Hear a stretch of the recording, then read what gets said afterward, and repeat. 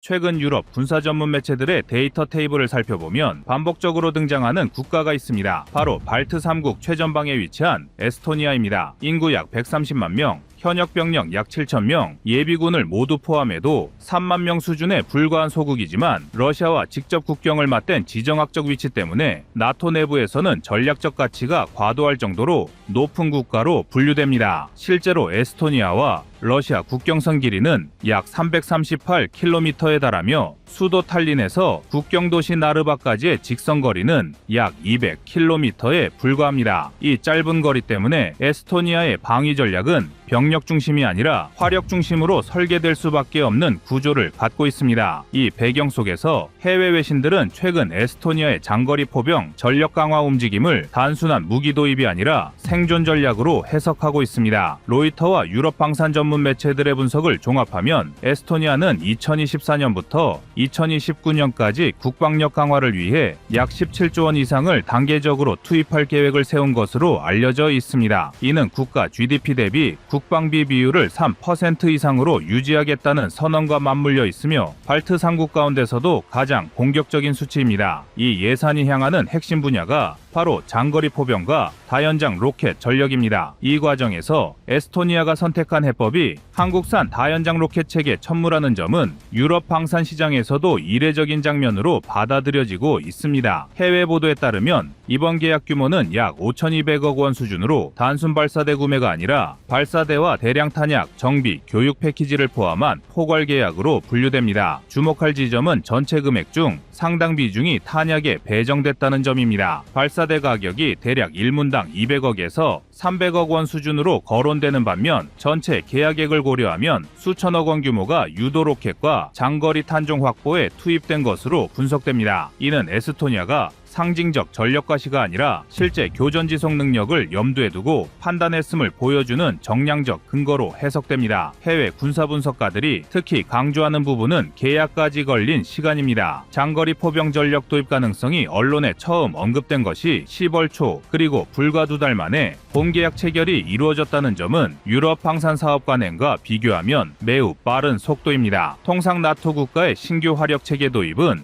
요구 성능 정의, 시험 평가, 현지 실사, 의회 승인까지 최소 2-3년이 소요됩니다. 그럼에도 에스토니아는 이 절차 상당 부분을 생략했습니다. 외신들은 이 결정의 배경으로 이미 실전급 운용 데이터가 존재한다는 점을 꼽고 있습니다. 그 실전 데이터의 핵심은 폴란드 사례입니다. 폴란드는 한국산 다연장 로켓을 150문 이상 계약했고 이 중 110문 이상을 이미 야전에 배치한 상태로 알려져 있습니다. 일부 해외 보도에서는 실사기역 훈련 기준으로 연간 수백 발 이상의 유도 로켓 발사가 이루어졌다는 정황도 언급됩니다. 에스토니아 입장에서 이는 별도의 시험 평가를 반복할 필요성을 크게 낮추는 수치입니다. 실제로 에스토니아 국방당국은 과거 K9 자주포 도입 과정에서도 유사한 판단을 내린 전례가 있습니다. K9 자주포는 초기 계약 이후 추가 주문을 통해 총 36문 규모로 확대됐으며 최근 인도 물량 역시 계약 후 수개월 내 전력화가 완료됐습니다. 납기 지연이 거의 없었다는 점은 에스토니아 방위 계획에서 매우 중요한 정량 지표로 작용했습니다.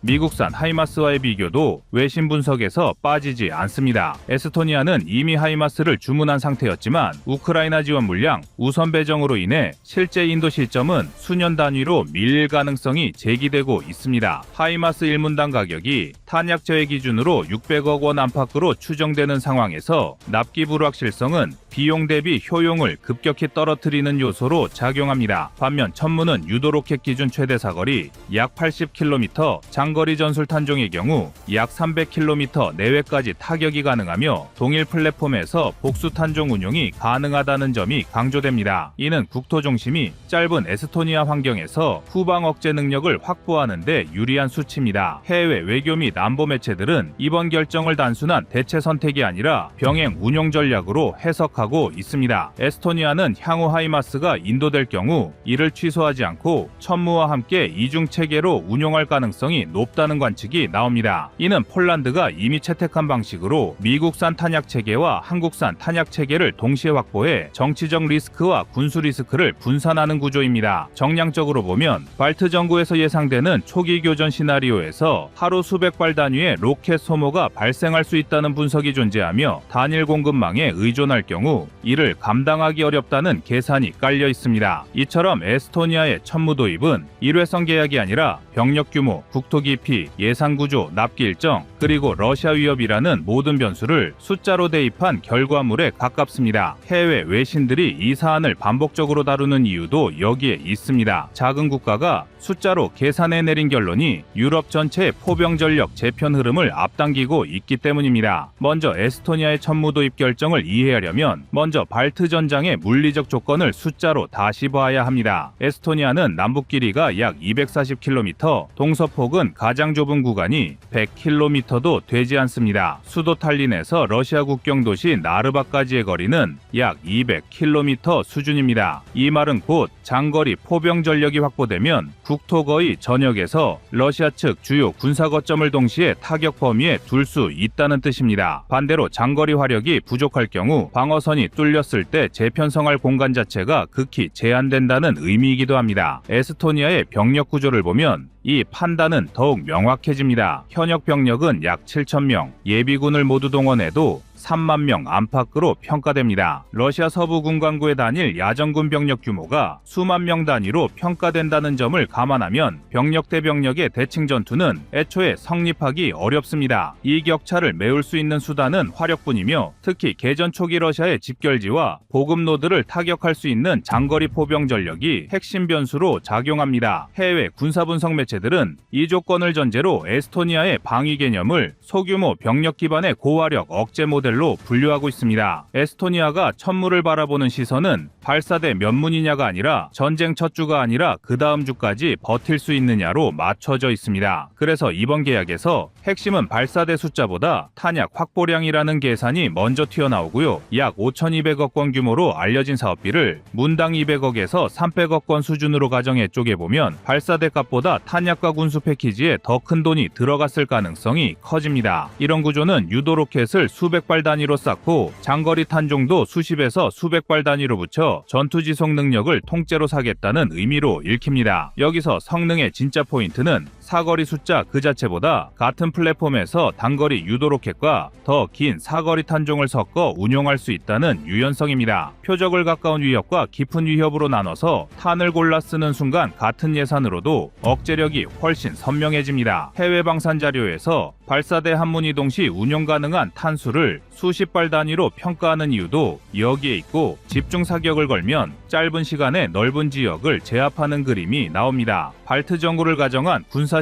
시뮬레이션에서 하루 로켓 소모량이 최소 수십 발로 잡히고 고강도 교전이면 100발 이상으로 뛴다는 분석이 언급되는 것도 같은 맥락입니다. 에스토니아가 이 계산을 받아들이는 순간 발사대는 숫자가 아니라 탄약 소모를 흡수하는 기계가 되고 탄약 창고의 두께가 곧 전선의 생명선이 됩니다. 이 선택을 가속한 건 폴란드의 운영 데이터입니다. 폴란드가 한국산 다연장 로켓을 150문 이상 계약했고 해외 방산 매체 기준으로 110문 이상이 야전에 배치됐다는 평가가 반복되는데 같은 시기 미국산 하이마스는 약 20문 수준이라는 비교 수치가 함께 언급됩니다. 여기서 포인트는 수량 자랑이 아니라 전력화 속도입니다. 폴란드는 계약 뒤 수개월 단위로 실사격을 시작했고 연간 수백 발 규모의 발사 훈련으로 운용 데이터를 쌓았다는 흐름이 알려져 있습니다. 에스토니아 입장에서는 남이 이미 혹독하게 돌려본 시스템을 가져오는 셈이라 위험 부담이 확 줄어듭니다. 비용 비교도 숫자가 냉정합니다. 하이마스 발사대 1문 가격이 탄약 제외로 약 600억 원 안팎으로 추정된다는 계산이 돌고 에이테캠스급 탄종까지 얹으면 단가 압박이 더 커지는 구조로 알려져 있습니다. 반면 천무는 같은 예산에서 발사대와 탄약을 함께 늘릴 수 있는 선택지를 제시하면서 억제력의 밀도를 끌어올립니다. 납기에서도 체감 차이가 납니다. 우크라이나 전쟁 이후 미국산 체계는 수년 단위 대기 기간이 거론되는 반면 한국산 체계는 1에서 2년 내 전력화가 가능하다는 사례가 언급되면서 시간이 돈보다 더 중요한 변수로 떠올랐습니다. 그리고 발트 국가들이 특히 민감해하는 건 전시 공급망입니다. 자체 탄약 생산 능력이 제한적인 지역에서 외부 공급이 막히면 화력은 바로 마릅니다. 그래서 폴란드에서 한국산 다연장 로켓 탄약의 현지 생산 계획이 추진된다는 보도 흐름이 나올 때 에스토니아는 가격표가 아니라 공급 안정성이라는 생존 조건을 본 겁니다. 결국 에스토니아의 선택은 멋으로 고른 무기가 아니라 국토 크기와 국경거리와 병력 규모 위에 하루 소모량과 탄약 재고와 납기까지 전부 대입해서 나온 결과입니다. 그리고 이 계산이 무섭게 설득력이 있는 이유는 지금 유럽의 전쟁이 장비의 성능보다 재고의 두께에서 승부가 난다는 현실을 이미 보여줬기 때문입니다.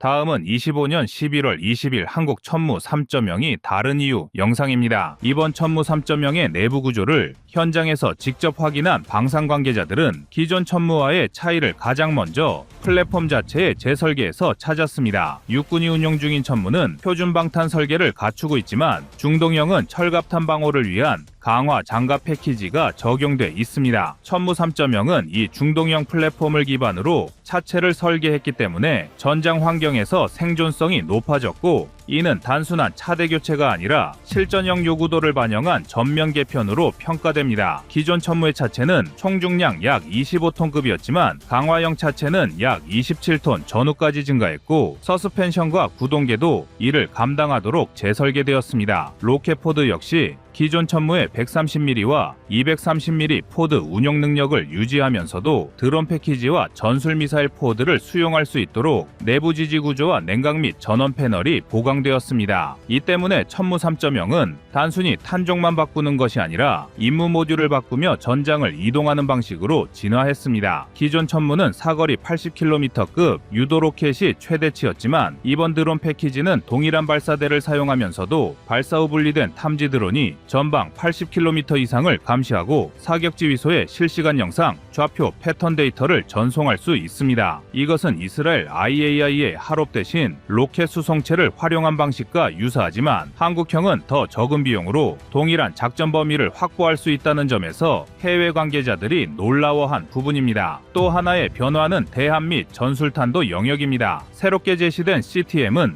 기존 해군용 130mm 유도 로켓의 탐색기를 탄도미사일에 결합시켜 150km 거리의 함정 표적을 지상에서 타격할 수 있는 구조로 개발되었습니다. 기존 천무 플랫폼에서 해상을 공격한다는 발상은 매우 이례적인 개념으로 해외 방산 관계자들 사이에서는 한국이 육상 플랫폼 기반의 반함 전력을 연동하려는 시도라며 관심이 커졌습니다. 이 CTM은 탐색기와 유도 모듈이 확장되었기 때문에 기존 230mm 포드보다 길이가 늘어났고 무게도 증가해 발사대의 안정화 모듈도 강화되었습니다. 여기에 300km 전술지대지 미사일을 천무 발사대로 통합하려는 한국군 내부 지원까지 더해지면서 천무 3.0의 차체 플랫폼은 사실상 다연장 로켓, 장거리 정밀 타격, 단거리 대함 미사일을 모두 수용할 수 있는 전술 다목적 발사 체계로 격상되었습니다. 이 구조는 미국 하이마스가 가진 멀티미션 개념과 유사하지만 실제로는 한국형이 더 큰 잠재력을 갖고 있습니다. 하이마스는 포드 구조와 사격 통제 체계가 완전히 정형화되어 있어 새로운 미사일 패키지를 적용하기 어렵지만 천무는 이미 130mm 또는 239mm 그리고 기타 유도탄 패키지를 경험하며 다중 포맷을 받아들인 플랫폼입니다. 그래서 천무 3.0이 등장하면서 해외 전문가들은 한국형 MLRS 플랫폼이 미국보다 확장성이 넓다고 평가했습니다. 그런데 이번 천무 3.0에서 해외가 가장 민감하게 반응한 건 AI 기반 드론 패키지였습니다. 기존 로켓탄 선단에 장착된 드론이 발사 후 공중에서 분리돼 적 지역을 탐지하고 위성 데이터 링크를 통해 사격 지휘 체계와 실시간 영상과 좌표를 공유하며 타격 대상을 선정하는 방식은 사실상 이스라엘과 미국만이 상용화 단계에 올려놓던 기술입니다. 디펜스 뉴스가 한국을 향해 유무인 복합의 지상판을 만들었다고 표현한 배경도 여기에 있습니다. 천무 3.0은 기존 천무탄체 내부 구조를 변경해 드론 모듈을 안정적으로 장착할 수 있게 조정했고, 발사 후 분리 과정에서 드론의 자세 안정성을 제어하는 서버모터와 센서 패키지를 자체 설계했습니다. 이런 기술적 디테일이 해외 전문가들을 놀라게 한 이유는 한국이 기존 로켓 제조 기반을 유지하면서도 완전히 다른 전장 개념을 실험하고 있다는 데 있습니다. 특히 해외 보도에서 가장 자주 언급된 숫자는 한국이 확보한 양산 속도와 유지 체계였습니다. 영국 페이퍼들은 천무가 이미 200여 문 이상 납품됐고 최종적으로 360여 문이 국내 배치될 예정이라는 부분에 주목했습니다. 이는 미국 하이마스의 연간 생산량보다 세계적으로 우위에 있다는 평가를 받습니다. 미국은 우크라이나 지원 이후 연간 96문 수준까지 생산을 늘렸지만 부품 공급 문제로 일정이 지속적으로 지연됐고, 반면 한국은 주문 물량의 생산에서 납품까지 평균 24에서 30개월 사이에 일정을 유지했습니다. 이런 생산 기반은 단순히 수량 문제가 아니라 전시동원 능력을 의미하기 때문에 해외 군사 전문가들이 한국의 MLRS 체계를 차세대 핵심 변수로 보게 된 계기입니다. 게다가 중동형 천무회 장갑 재설계가 해외에서 의외로 높은 평가를 받았습니다. 한국 육군형보다 방탄 요구도가 높아 철갑탄 방어를 위한 추가 장갑 설계가 적용된 모델이었는데, 천무 3.0이 이 중동형 기반 차체를 적용했다는 점은 해외 실전 운용 조건을 그대로 반영한 설계라는 의미입니다. 이는 사실상 수출형을 한국군 기준으로 만든 게 아니라 수출군 기준을 한국군 계량에 반영한 첫 사례로 받아들여졌습니다. 디펜스 뉴스는 이 부분을 한국 방산이 단발성 수출이 아니라 플랫폼 독자 노선을 구축했다는 신호라고 분석했습니다. 이쯤 되면 해외 외신들이 왜 천무 3.0을 지켜보고 있는지 답이 보입니다. 천무는 이미 세계 2위 규모 다연장 로켓 플랫폼이고, 한국은 천무를 기반으로 700문 이상을 양산할 수 있는 산업 인프라를 확보하고 있으며, 이번 천무 3.0은 단순 개량이 아닌 플랫폼 체계 확장이기 때문입니다. 여기에 인공지능 기반 드론 패키지, 150km 대한 탄도미사일, 300km 전술지대지 미사일, 강화된 차체 플랫폼까지 더해지며 한국이 지상발사 전력의 미래를 스스로 설계하고 있음을 보여줬습니다. 그리고 이 모든 흐름 뒤에는 한국 방산업계가 축적한 고도의 제조 정밀성, 데이터 처리 능력, AI 기반 센서 융합 기술이 작동하고 있었습니다. 천무 3.0이 내놓은 변화는 결국 한 방향으로 이어집니다. 해외 언론들이 표현한 그 문장처럼 한국이 MLRS 시장의 리더로 부상했으며 앞으로의 기준을 다시 쓰고 있다. 그리고 그 정점에 오늘 우리가 다루는 천무 3.0이 서 있습니다. 또 하나 주목해야 할 부분은 천무 3.0의 도입 가능성과 한국군 구조의 현실입니다. 육군은 이미 360문급 천무 물량 중 200여 문을 인수했고, 나머지 100여 문을 추가로 납품받는 과정에 들어가 있습니다. 병력 부족으로 신규 포병 전력을 대량 확충하기 어렵기 때문에 천무 3.0이 단독 신규 사업으로 도입될 가능성은 낮지만, 창정비 개량을 통한 3.0급 플랫폼 업그레이드는 충분히 가능하다는 평가가 나옵니다. 특히 사거리 300km 전술지대지 미사일은 천무 발사대를 기본 플랫폼으로 상정해 검토 중이기 때문에 천무 3.0 차체의 요구도가 높아질 가능성이 있습니다. 이런 변화는 세계 시장에서의 파급력으로 이어집니다. 현재 천무는 700문 이상 생산 가능한 체계를 갖춘 상태이며, 이는 미국 하이마스 생산 능력 다음으로 세계 2위 규모입니다. 그러나 한국은 공급 지원 없이 물량을 정해진 일정대로 납품하는 국가라는 점에서 신뢰도가 높아 폴란드, 에스토니아, 중동 3개국이 천무 도입을 적극 타진하는 흐름이 확인되고 있습니다. 특히 에스토니아는 천무 수입 협상 과정에서 자체 투자 중인